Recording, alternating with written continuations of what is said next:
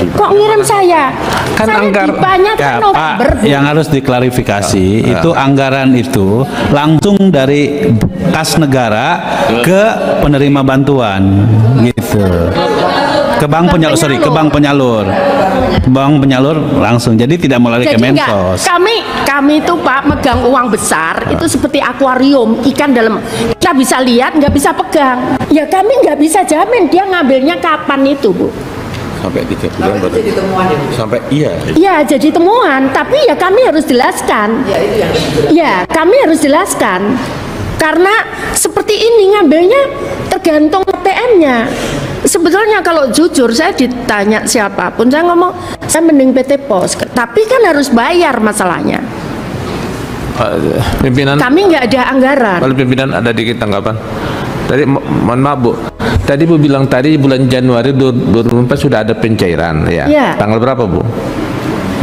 26. Pertama SPM pertama 26 Januari. Itu Ibu baru transfer ke bank atau memang sudah cair? Iya. SPM itu surat perintah membayar kami. Bayar ke bank. Ya. Kementerian Keuangan kapan ngirim uangnya ke Ibu? Pak, ini kalau bansos itu enggak pernah. Ini yang ini 2021 itu 4 Januari. Saya transfer SPM pertama ini. Enggak, bukan bansosnya, itu kan APBN Bu. APBN itu kan ada prosesnya, masih siklus anggaran. Nah, Pak, ya saya nggak belum- tahu yang jelas kami bisa bayar. Saya kan nagihkan ke keuangan bayar kapanpun saya nggak masalah. kan itu kan jadi gini kan, yang anggaran itu ada namanya anggaran besar itu kan dari Menteri Kami Keuangan. tahu, Pak. Kami Anggaran tahu. besarnya itu di Menteri Keuangan, itu apa namanya, Ya. pusat anggaran. Masa Ibu baru awal sudah ada uang sih? Ya, Pak. Ada, Pak. Ya makanya saya beda. Tanggal berapa Menteri Keuangan mengirim ke Ibu? Kok ngirim saya? Kan saya ditanyakan Ya, November, Pak, Bu. yang harus diklarifikasi itu anggaran itu langsung dari kas negara ke penerima bantuan gitu. Ke bank penyalur, sorry, ke bank penyalur. Bank penyalur langsung. Jadi tidak melalui Jadi enggak, Kemensos. kami itu Pak megang uang besar itu seperti akuarium ikan dalam, kita bisa lihat nggak bisa pegang. Karena uang itu langsung ke KPM Pak, bukan lewat kami uangnya. Ya makanya saya lihat Bu, sini ada sistem anggaran kita yang tidak sehat ini Bu. Ya kan ini yang itu memang saya lihat. Pak. Jadi Ibu itu Pak. punya Saya uang juga tapi takut Pak megang uang segitu Pak. Bukan. Mending dari keuangan langsung ke Ibu KPM. bilang aja saya punya uang tapi nggak punya uang, begitu boleh bagus. Ya memang kenyataannya begitu. Saya selalu ngomong sama teman-teman, kita ini lihat seperti akuarium, bisa dilihat, bisa dipegang. Kan uang itu kekuasaan. Kalau kita nggak megang uang, nggak ada. Enggak, Jadi Pak. Ibu Enggak, punya Pak. anggaran itu. Enggak Pak, kekuasaan milik Tuhan. Izin Bu supaya apa yang Itu saya sih sampaikan. aneh Bu, kalau kekuasaan milik Pak, Tuhan ya. Kita izin ketua. ke akhirat aja kita semua. Saya selesaikan. Kalau kekuasaan milik Tuhan semua kan di dunia itu kan Tuhan kasih Iya, juga kita Pak. kekuasaan. Iya. Izin ketua supaya tidak salah penangkapan. Udah jelas tadi. Ya, enggak, saya mau mengklarifikasi juga karena kan Ibu memastikan SPM Januari. Iya, mungkin SPM-nya Januari. Tapi sekali lagi saya punya data penyalurannya ke masyarakat itu ada Pak. Saya banyak leafletnya sejak 2021. Jadi 2022, 2023 itu pengumumannya pasti bulan Maret memberikan nanti mungkin flyernya saya kasihkan ke Ibu Bapak supaya kami juga jangan sampai begini. Ini ada penahanan uang kemarin berarti ketika keluarnya ke masyarakat kok Maret meskipun SPM-nya dibayarkan di Januari. Ini kan sekaligus Bu Menteri klarifikasi bahwa yang benar SPM itu kan sejak mulai Januari sudah diberikan. Ya teman-teman, itulah tadi tentang perdebatan antara Ibu Menteri Risma dengan para DPR. Nah, kita lihat apa yang dilakukan oleh Ibu Risma tentang cerita ada seorang ibu yang umur 90 tahun hidup sendiri tapi tidak dapat bantuan. Ya, karena kita tahu bahwa Ibu Risma ini adalah Menteri Sosial dan tentu bansos itu adalah urusannya sendiri.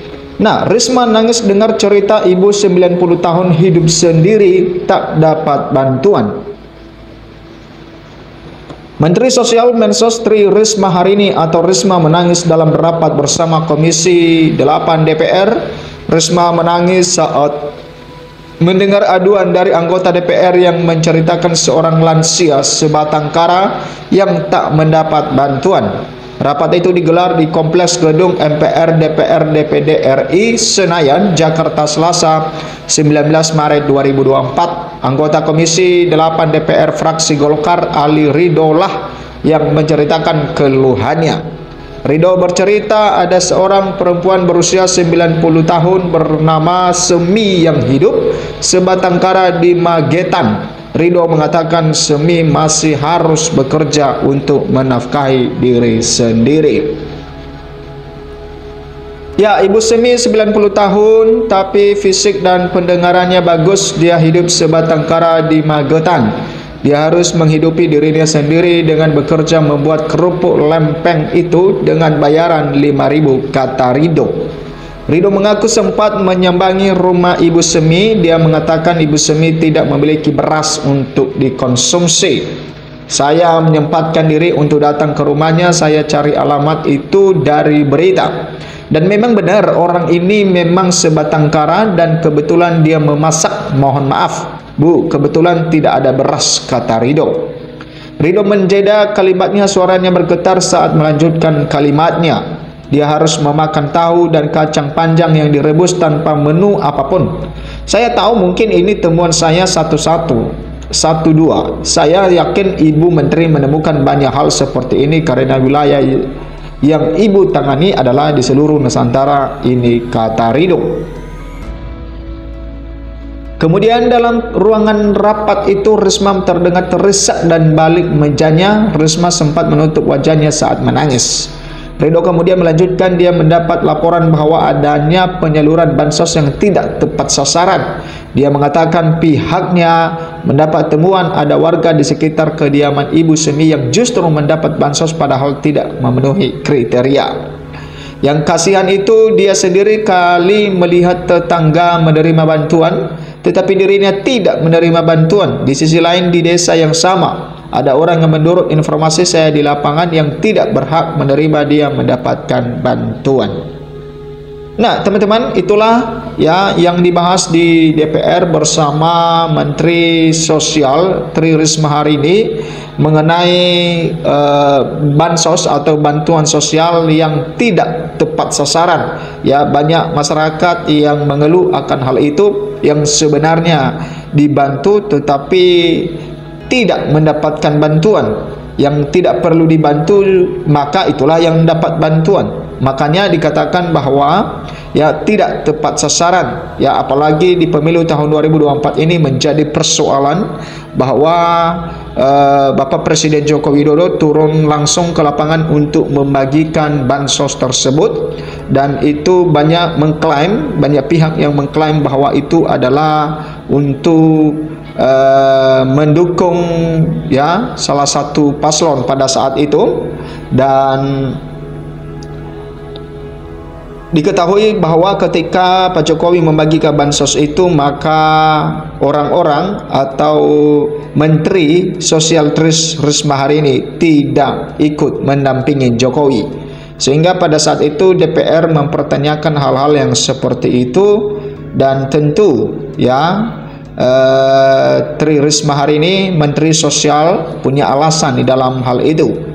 Nah, teman-teman, tentu ya bagi pemerintah selanjutnya nanti siapa yang terpilih, dan hasil sementara ini juga bahwa Prabowo Gibran akan memenangi Pilpres tahun 2024 ini, dan kita harapkan supaya ketika bansos ini akan dilanjutkan maka kita harapkan supaya itu bisa tepat sasaran. Ya, harus didata kembali ya masyarakat yang sebenarnya mesti harus dibantu, ya mesti harus diperhatikan, dan itu harus didata benar-benar supaya penyalurannya tepat sasaran, dan juga harus dipantau terus. Ya, tentu untuk penyaluran itu ada oknum-oknum tertentu yang menggunakan kesempatan itu untuk ya kepentingan pribadinya sendiri. Nah, itulah yang kita harapkan di dalam pemerintahan yang baru. Tentu ya, apalagi di dalam makan siang gratis ini nantinya dan susu gratis, ya, kita harapkan yang dapat itu adalah masyarakat yang benar-benar mendapatkan, ya, yang kekurangan, ya, yang benar-benar membutuhkan bantuan, sehingga yang makan siang gratis itu adalah mereka, ya, bukan malah masyarakat menengah yang masyarakat menengah yang mendapatkan itu, ya, karena kebanyakan bansos ini, ya, menurut, ya, laporan-laporan bahwa itu tidak tepat sasaran, ya, yang semestinya, ya, rakyat yang kecil, rakyat yang susah yang mendapatkan itu, maka mereka tidak mendapatkan, yang seperti yang diceritakan di DPR ini, sehingga Ibu Tri Risma hari ini sampai menangis mendengar hal ini, dan mungkin dia bisa merasakan apa yang dirasakan oleh ibu itu, sehingga dia, ya, sampai menangis di ruang rapat tersebut. Nah, teman-teman, ya, berikan komentar Anda, bagaimana pendapat Anda dengan hal ini, dan itulah yang kita harapkan bagi bangsa dan negara kita. Terima kasih, sampai jumpa di video berikutnya.